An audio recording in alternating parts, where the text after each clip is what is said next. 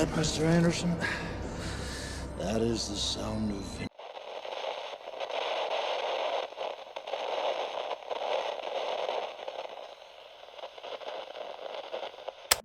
After 18 years off the big screen, the Matrix franchise returned to theaters. Okay, let's be honest. Mostly landed on HBO Max, with its fourth installment, The Matrix Resurrections. Let's get the big questions out of the way. Does it recapture the magic of that first movie? Not remotely. Is it a worthy successor to The Matrix? Yes, absolutely. In some ways it's much better. But I finished watching this movie and I was immediately aware of something striking. There's been a lot of discussion about it, some of it great and some of it less so, but not that much about what I thought was such an important thing about that movie. But it stuck with me. Afterwards I couldn't stop seeing it, and I think we're all going to see a lot more of it. So I want to talk about turning battleships. First, let's go back to The Matrix. The visual design is amazing. The agents, the city, every location, Neo's desk. There's more great, striking, effective design in any 5 minutes of The Matrix than in all of most movies you watch. Yeah, it wears its genre forebears on its sleeve, like how the Nebuchadnezzar is a takeoff of the Nostromo, and that recognition creates maximum impact. The lighting and camera work are phenomenal, the editing and scene structure convey meaning really well. The casting is spectacular, from ongoing creative partners to name actors Hollywood didn't respect to people plucked from obscurity. The bullet time effect is cool, but actually all the wire fighting is really good. Of course, while we say The Matrix reinvented action, the reality is that it was only a couple of years later that we started just licensing the faces of 50-year-old A-listers and pasting them into animated scenes. Which fortunately does mean The Matrix is as much a breath of fresh air today as it was against a world of bullet spray and ever larger controlled demolitions of cars in the background. A huge part of why The Matrix is enduring is that it came out of nowhere. It's not the Wachowskis' first film. That was a low-budget neo-noir called Bound that, well, don't watch it, it's just pretty bad. And then there's the virtuosic quality of The Matrix, where almost every shot, almost every line is great. It's also, for an action movie, surprisingly meaningful. It's an action movie, but it's symbolic, offering social and even heavily political commentary from a perspective that's honestly so far left it verges on anarchism, without seeming overly preachy. It's a good literal story, and it's a good allegory. Concisely, the literal story is about a man trapped in a world controlled by automated systems that control all the institutions of power. You can feel it when you go to work, when you go to church, when you pay your taxes. It is the world that has been pulled over your eyes to blind you from the truth. Systems that treat him like cattle, and the journey he takes to free himself of those systems, to discover a more authentic courage, love, and self-expression. And as an allegory, it's about that too. I'm not going to dig super far into it. There's plenty of philosophy of The Matrix, good and bad, you can find on this site. Just do me a favor and hang on another few minutes before you go looking. One of the things that makes The Matrix really work, that elevates it conceptually over its peers, is its willingness to admit that, taken on its own terms, The Matrix is better than real life. It makes you look cooler. The food tastes better. If you can get leverage over it, it can even give you a life of far greater comfort. I don't want to be rich. You know, someone important. Like an actor. Whatever you want. The only thing that's wrong with it is that it's a lie. I can't go back, can I? No. But if you could, would you really want to? To have authentic experience, you have to free yourself of the matrix of permitted identities and find out who you really are. It might well be a masterpiece, though it's not perfect. There is imagery and symbolism in tremendous breadth and depth, but it's kind of a soup. There's Old Testament stuff like naming the free city Zion and naming the ship the Nebuchadnezzar, but that imagery is all kinds of at odds with each other. There's the Christ allegory, which is incredibly persistent in the imagery, which is weird because the core of the story isn't really about that. The core of the story is the process of Neo's personal self-enlightenment. That loving and being loved redeems Neo, brings him to life. There's invocations of Buddhism, which makes more sense than the Christ allegory but isn't well developed. There's Greek mythology, I'm not sure why. There's the love story too. It's supposed to be a big deal, but it's actually barely in the movie. Worst, it happens basically entirely on Trinity's side. Who? Not too bright, though. Which diminishes Trinity's otherwise well-realized character and makes the relationship come off as both one-sided, Neo contributing nothing to the relationship and Trinity devotedly supporting him, and teenaged, less a real relationship and more a mutual crush. The adoption of tropes from noir is, yes, very resonant, but it brings in a noir framework that the Wachowskis rightly aren't entirely comfortable with, elements that indulge alienation and disconnection, which works against the story whose message is that alienation is a failure, that life is about true connection. There's a focus on metropolitan urban decay that rings more true of the eras that originated noir and tech-noir and less true in the era of unaffordable, gentrified megalopolises, when many of those social issues are felt most potently in suburbs and towns and smaller cities. Also, noir has limited ways of representing gender and particularly femininity. It focuses on masculine characters and the conflict the modern world poses to masculinity. This combines with an issue with Neo. This is fundamentally a story about oppression and liberation. But the protagonist is a hot white guy with an objectively good white-collar tech job with a very cool hacker sideline. Not to say that it doesn't apply there, but it leaves a lack of personality, a lack of authenticity on the narrative of oppression, just how little oppression is in the narrative. But the biggest problem with The Matrix isn't with The Matrix, it's with the audience. The Matrix's message is straightforward and, to be honest, blatant. Much of the audience didn't understand it, and much of it cherry-picked the bits they liked best. Maybe it was the shock of the Hong Kong-style action cinema, or the intrusion of the power fantasy, or the messiness of the symbolism, but we should be honest, the audience didn't want to be engaged on the terms The Matrix wanted to engage them. 2 sequels followed, pushed out as close together as possible in May and November of 2003. They're not as good, but you already know that. Both show a clear frustration at the audience's failure to engage their predecessor. The Wachowskis responded in part by trying to universalize the presentation. The genre goes from noir to sci-fi epic. The Christ analogy becomes painfully explicit, though the Christ story still isn't what's going on here. The central narrative gets complicated in a way that, in terms of meaning, is even messier. Other characters like Kid and Morpheus finally get their own subplots, but these subplots haven't got much to do with the central thrust. The core message loops around in a big circle. Neo is the One, but the One is just another circle of control. But the solution to that is that Neo becomes a super the One. The ultimate villain isn't the machines, it's Smith, a virus created by Neo, deleting Agent Smith back in the first movie. Instead of fighting Smith, Neo merges with him. Instead of defeating the machines, he compromises with them. What does that do to the meaning? I don't really know. Overall, the ideas don't really fit together. The one thing that sticks out is that the bit about merging with Smith reveals a discomfort with the way violence solved everything back in the first movie. There are things the movies do better. The biggest thing is the love story between Trinity and Neo. There are a couple of very stupid bits. I'll give you what you want, but you have to give me something. What? A kiss. Excuse me. But overall, they play here as actual romantic partners, supporting and helping each other. Both sequels have the same problem, though. The first movie was great, and the audience wanted more, so never mind that the idea was done, that the allegory and the character arc were completely executed, they got more. And not just 2 sequels. A week after The Matrix Reloaded, there was Enter the Matrix, a tie-in video game with direct plot connections to the movie, at least officially written by the Wachowskis. A month after that was The Animatrix, an anime anthology exploring the world of The Matrix. The Animatrix didn't have today's careful disconnect layer of marketing copy or feeling of studio curation. It's more The Matrix by a variety of different people, selected for being not the most marketable, but the most interesting. Many of the stories in the Animatrix are really, really good. Detective Story is phenomenal. There's a difference between a test and a choice.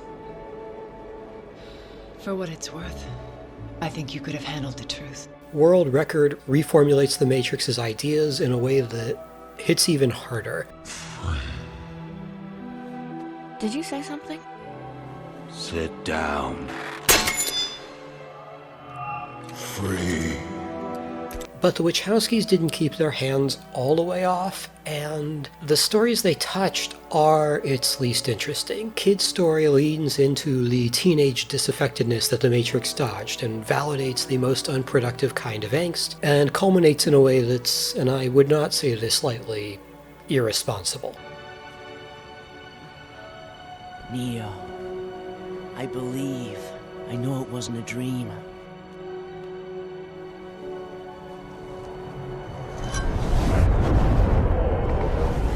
The Second Renaissance explains the historical conflict between humans and artificial intelligence, which didn't need to be explained, in a way that's not novel and works against the core themes. Virtually all of The Matrix came out in that 1 6-month period in 2003, and it was mostly a messy kind of decent. A niche, okay MMO, The Matrix Online, technically lasted until 2009, so why is there more Matrix in 2021? Well, you know why.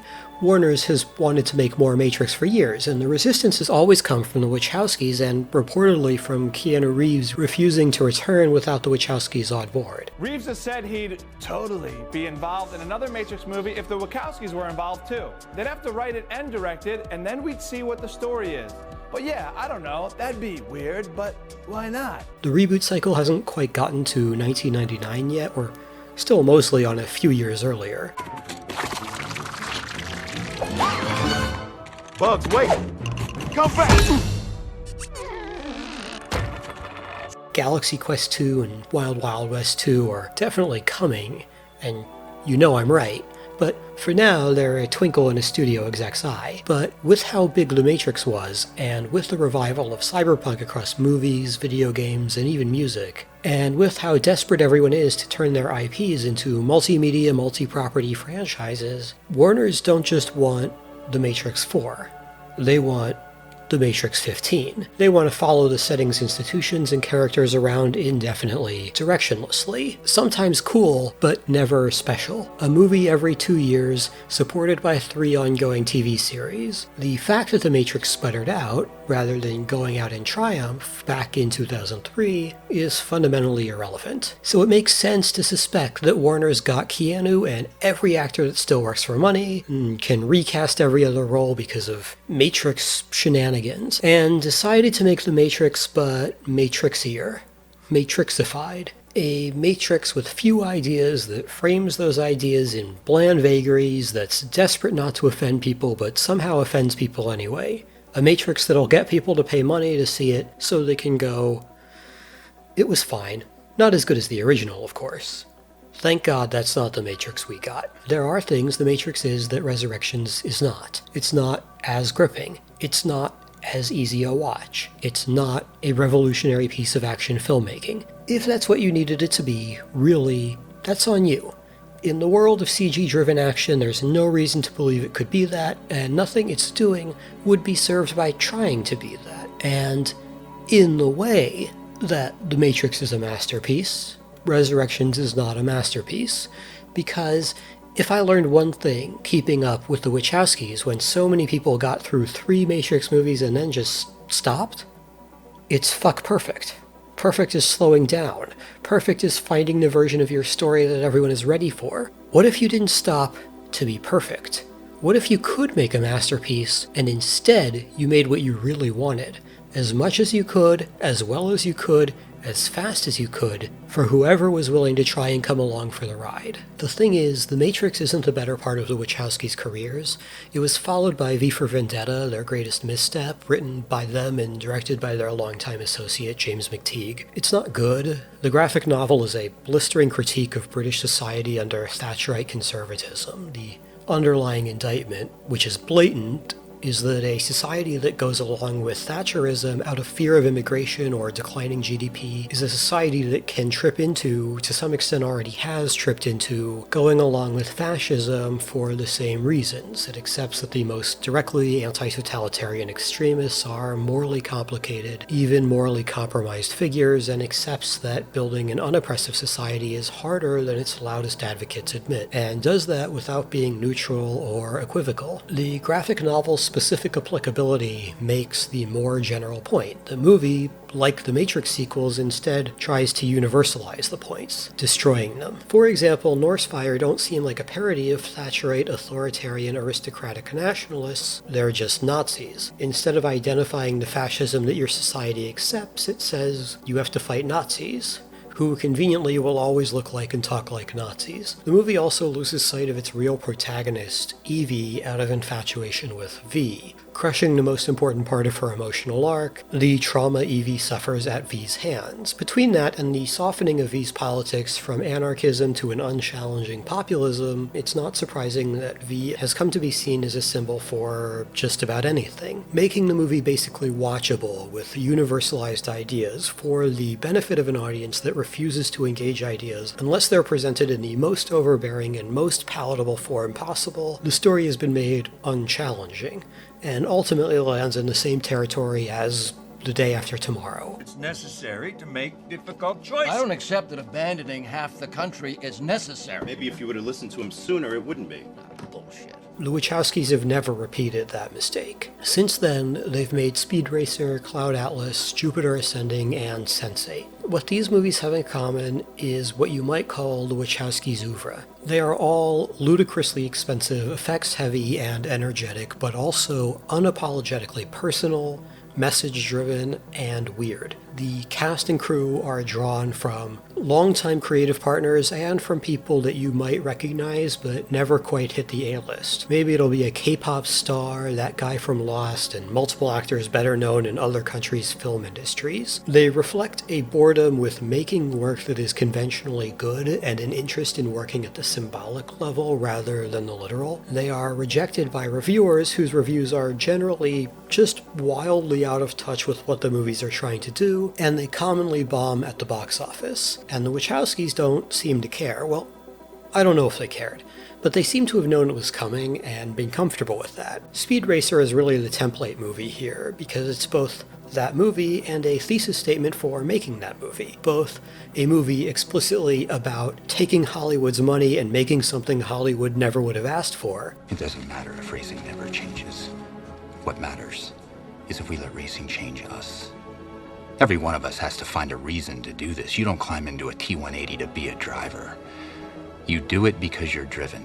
And a movie in which they've done exactly that. Cloud Atlas is a 2012 adaptation of a novel of the same name. It features an ensemble cast ranging from Tom Hanks to Hugo Weaving to Keith David, appearing in different roles across several complexly nested stories. It's difficult to describe and dense to the point it's nearly unwatchable. The biggest thing is the meditation on how stories communicate versions of events across cultures and generations. Cloud Atlas attracted controversy upon release. To have actors play characters from different times and places, makeup and prosthetics were used to make actors appear to be of different ethnicities, including darkening some white actors' skin to make them seem Asian. Is that the right choice?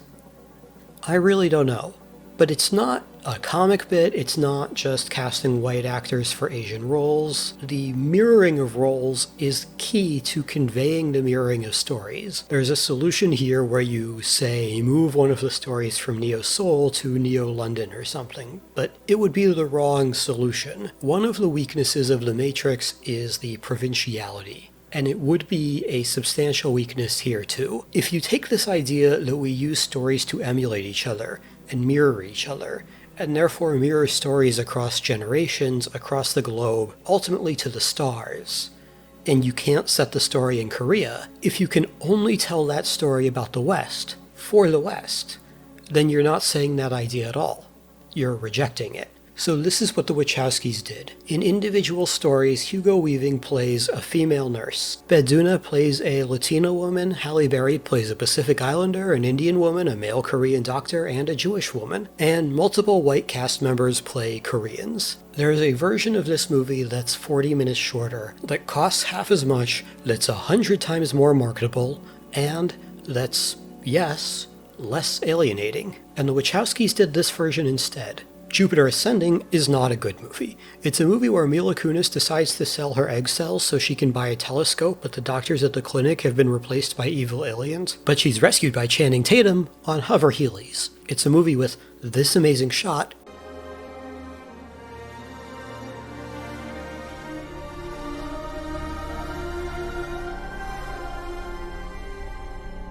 Then that shot becomes an extended chase sequence in which Channing Tatum escapes alien spaceships by fly skating on his hover heelys, then hijacks a spaceship, leading to a low-altitude alien spaceship dogfight that wrecks half of Chicago. And then we find out Mila Kunis is the secret queen of planet Earth when, I swear to God, Sean Bean says, "No, bees are genetically designed to recognize royalty." And that's the first act. Not even the whole first act. It's a mess. But what Jupiter Ascending is trying to be is a fairy tale told in the language of the blockbuster action-adventure film. It's the story of a young woman who comes from nowhere and turns out to be a queen with a $200 million budget and starring 0 A-listers. I really don't think it's very good, but appreciate that it's trying to invent a genre that doesn't really exist. A blockbuster action movie made primarily for girls. If you want to see the Wachowskis return to many of the ideas in The Matrix with a more articulate, more experienced sensibility, what you're looking for is Sense8. Sense8 is heavy on message, light on subtlety, and totally unmarketable. It's a global production in which actors had to be flown between 9 filming locations, the responsibilities for which were split between the Wachowskis and their associates, including longtime assistant director James McTeague, composer and Cloud Atlas co-director Tom Tikva, and longtime visual effects supervisor Dan Glass. And somehow Netflix let them make 2 seasons of it. It's a story about a group of people from around the world who've never met, a Kenyan minibus driver, a closeted Mexican action film star, a German criminal safecracker, and so on, who develop the ability to share each other's experiences, to watch events happening to each other, or to experience them. It's a story about love, how loving others transforms us, betters us, allows us to accept experiences outside our own, and let those experiences change us. When you start Sense8, one of the characters in the group is a white Chicago police officer named Will Gorski. You think to yourself, this will be the conventional, safe formula that will see the story through, providing familiar No, that gets blown up in a couple of episodes because the explicit text of Sense8 is that Will is too empathetic, too kind to be a cop, and his empathy, his kindness, blows up his career sooner rather than later. Sense8 confronts explicitly and head-on institutionalized and cultural sexism and corruption and poverty and the HIV epidemic and homophobia and transphobia and the abuse that trans people can suffer at the hands of their own families. Where The Matrix critiques a systems-driven, unequal world under the thumb of one omnipresent machine of oppression, Sense8 makes its argument out of personalized injustices. The poor are oppressed by the wealthy with the promise of just enough money to have a little dignity. The transphobia that is rampant in society and institutions is weaponized to target trans people. A patriarchal culture forces women to make sacrifices for their male relatives that their male relatives would never make for them. And where The Matrix manages a vague, No problem. Free my mind. Free my mind. No problem. Sense8 is clear. What liberates you is love. Not magic kisses, the practice of love. Being kind, respectful, supportive, and helpful, and receiving that love in return, and orienting yourself around having that in your life. And it clarifies its hostility to, normies. You're either trying or you're not, and not trying is self-absorption. And self-absorption is the problem. Just like Cloud Atlas, you could make a version of Sense8 that takes place in one city and doesn't involve flying the cast around the world. It would cost 20% as much and it would get 80% of the way there, but it wouldn't be Sense8 Because the point is that love reaches outside your experience, connects you to the unknown, not from one side of the tracks to the other, but from Chicago to Seoul to Nairobi. That's what the Wachowskis make. Rejections of sanitization, refutations of the idea that big work must be impersonal. And thank God that's what Resurrections is too. Are there too many straightforward callbacks? Yes, even if most of the callbacks are good. Are the absences of Lawrence Fishburne and Hugo Weaving felt acutely? Yes, absolutely. Even if Jonathan Groff and Yahya Abdul-Mateen do excellent work in their place. And if only those were the complaints I'd heard, but no. To my horror, the substance of the negative and even the mixed reviews from the audience and from professionals was demanding it be less interesting and less personal, demanding the Iron Man 3 of Matrix movies. And God, even if you really like Iron Man 3, don't you have to concede it would be a boring thing for everyone to always want to make? I was especially frustrated that, okay, so I like to make the argument that one of the things that's happened in modern blockbusters is the shift from a 3-act structure, introduction, complication, and catharsis, to a format we might call a 2-act structure or a joke structure.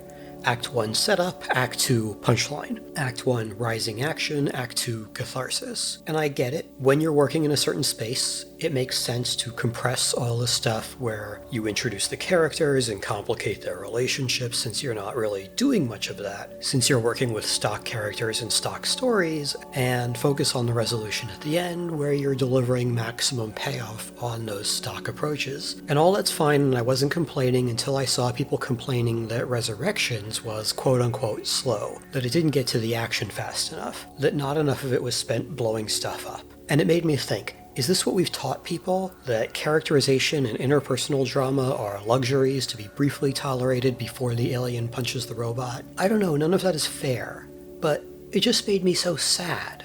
In Resurrections, that first act, the introduction act that you don't really need in a lot of modern blockbusters, stretches out for a while. The first act does a huge amount of work establishing the relationship between the textual story and the metatextual experience that Lana Wachowski wants to convey herself going through. And that's going to be important in a sec, but also it simultaneously, A, sets up the actual story of the movie, B, addresses all that stuff you're thinking about coming in, like why is there more The Matrix in 2021, and C, teaches you the emotional stakes of the movie and how this movie is going to work, which is pretty different from how The Matrix worked. And D, it has the guts to do all of that, using in part one of the most perfect montages I've ever seen on film.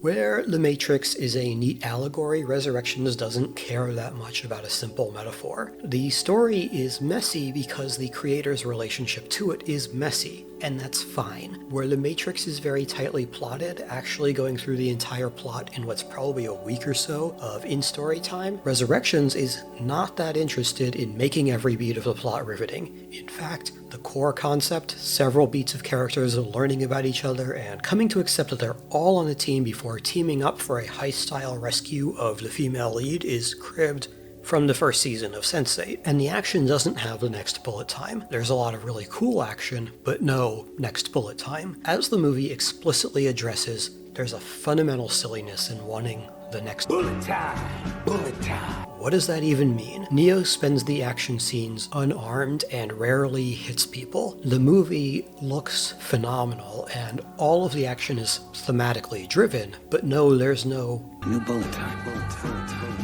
In all of that, what I see is the progression of Wachowski's work since The Matrix. The Matrix was a neat allegory and people missed it. The Matrix was incredibly tightly plotted and so it did less than it might have. The Matrix fixated on action and it overshadowed the other ideas in the movie. The Matrix is still great, but a lot of people misread it in the ways they found most convenient. They won't do that with Resurrections. Resurrections conveys that it is a movie that only exists because Warner's wanted more, but to me, probably more importantly than anything else I've said about it, it conveys Lana coming to terms with the thing I said before. Warner's wants The Matrix 15. Including key word association with the brand. The top two being originality and fresh.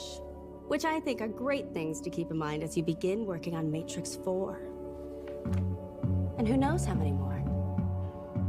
Warner's wants a movie every 2 years supported by 3 ongoing TV series. Resurrection, succeeding or not, might pause that for a couple of years, but it won't stop it. One day they'll do it, and that means one day they'll make The Matrix without a Wachowski on board to guide it. And if you're in that position, it turns out there's something you can do with that.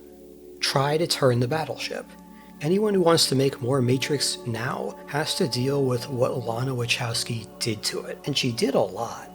Resurrection systematically reshapes the pieces of the Matrix franchise, arranging them into a more sophisticated, more immutable setup. Zion, the last free human city, has been wiped out, replaced by Io, a city run by free humans and free machines together. Because the spirit of freedom is collaboration, not racial animus. And yes, the war has changed. There are good machines now. Neo going forward can't be just this Neo.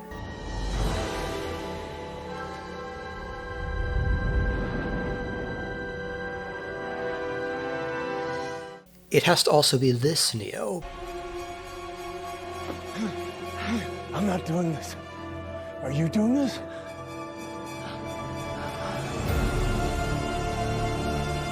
Because this isn't Superman Jesus saving everyone else, it's a story about love and connection changing your world. The Matrix has changed. The old Matrix with its noir inflection was dark, maze-like, and moody. The landmarks and visual reference points were deliberately washed off. The new Matrix isn't noir at all. It's San Francisco, today. Because you don't get to pretend this isn't a story about the real world. And yes, because all the assholes the Matrix was talking about, they're in San Francisco too. They own the video game companies too. Remember when I said that what holds the Matrix together is its willingness to accept that real experience often lacks the immediate appeal of the fake? Well, the people in the real world aren't eating a single-celled protein combined with synthetic aminos, vitamins, and minerals. Everything the body needs. Anymore, because one feels that having had more time to find and live in the world they want to live in, Wachowski and her team don't really think that anymore. There's beauty in the real, perhaps more beauty than in the fake. What holds you back is just the difficulty of embracing your personal revolution. How hard it is to do something new when there's no one to show you the way. And it's important to move the setting from the stylized noir world to the literal real world, because the villains have changed to reflect, as in Sense8, that much more sophisticated political ideology. If Warner's wants their Merovingian sequel franchise spin-off, they can make it, but they can't have the refined Merovingian that they might pretend is a lovable rogue. They have to have the raving, powerless gatekeeper reduced to a pile of incoherent complaints about whatever things aren't cultured enough for him not to like. If they want Smith, it can't be the faceless government agent, it has to be this Smith. The Smith who might turn out to be the hipster coffee shop barista, because you don't know who's going to turn out to be an asshole by their tie, their suit, or their haircut. We aren't all our appearances. The hipster barista at the progressive San Fran coffee shop might be the asshole.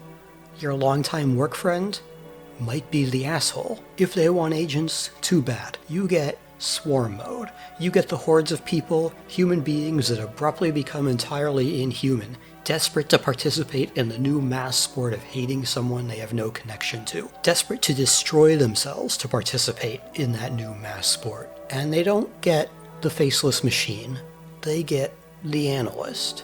And here's where I do offer a criticism. I'm not really comfortable with the analyst.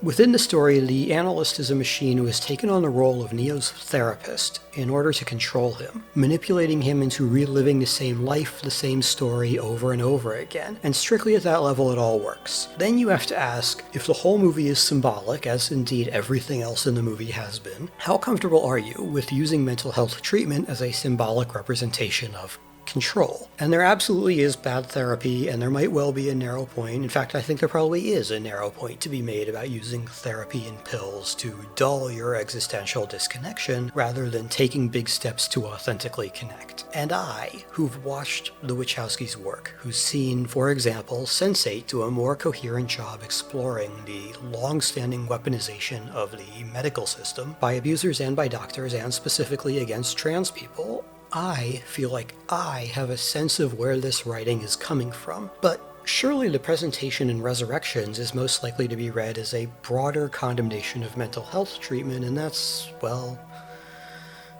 it's unfortunate. Look, I don't know if I agree with everything Lana Wachowski has said in all or even any of her movies. I sure haven't felt they're uniformly good. But that's kind of the point, isn't it? If you're trying to create, you should try to make your work as good as you can, of course, but you should also remember that there's a difference between being good and getting the most adulation.